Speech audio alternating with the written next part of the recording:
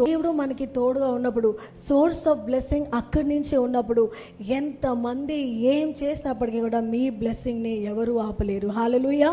No body can stop your blessing. Jabez అదే అన్నాడు. మనం జాబేస్ గురించి ఆ వర్స్లో చదివితే ఆయనకి అన్న తమ్ముళ్ళు చాలామంది ఉన్నారు. ఆనర్డ్ ఫ్యామిలీ అంటే ఒక వెల్ సెటిల్డ్ ఫ్యామిలీల నుంచి ఆయన బిలాంగ్ అవుతారు. ఎంతమంది అన్న తమ్ముళ్ళు ఉన్నప్పటికీ కూడా ఆయన ఎవరిని అడగలేదు, ఎవరి మీద ఆధారపడలేదు.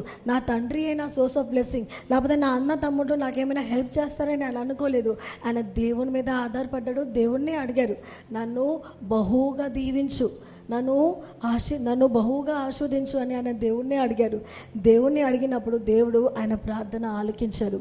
సో ఈ రోజున మీరు ఏం ఫేస్ చేస్తారో నాకు తెలీదు. Maybe you are rejected by people. మనుషులు మిమ్మల్ని త్రోసివేశారేమో, మనుషులు మిమ్మల్ని రిజెక్ట్ చేస్తున్నారేమో, మీ కుటుంబమే మిమ్మల్ని రిజెక్ట్ చేసిందేమో. మీరు ఏ బర్డెన్ అయితే క్యారీ చేస్తున్నారు, ఎలాంటి భారం అయితే క్యారీ చేస్తున్నారు, మీరు ఒక్కలే భారం అంతా క్యారీ చేస్తున్నారేమో, లేకపోతే చాలా ఫెయిలియర్స్ని అనుభవిస్తున్నారేమో.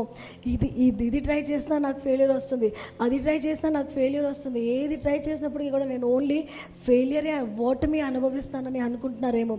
లేకపోతే చాలా పేదరికంగా ఉన్నారేమో. కొన్నిసార్లు కొంతమంది పిల్లలు, especially the people who are young, వాళ్ళు అనుకుంటారు, మా అమ్మ నాన్న ఏమి పెద్దగా సంపాదించుకోలేదు కాబట్టి నేను కూడా సంపాదించుకోలేనేమో, నేను ఎప్పుడు ఎలా పేదోళ్ళలాగే ఉండిపోతానని అనుకుంటారేమో. కానీ దేవుడు అంటున్నారు, వాళ్ళు ఉన్న రీతిగా నువ్వు కూడా ఉండాలని ఎక్కడ రాయబడలేదు. నేను నిన్ను ఆస్వాదించాలనుకుంటే వాళ్ళకన్నా ఒక 3/4 నేను ఎక్కువ ఆస్వాదించగలుగుతాను. హల్లెలూయా.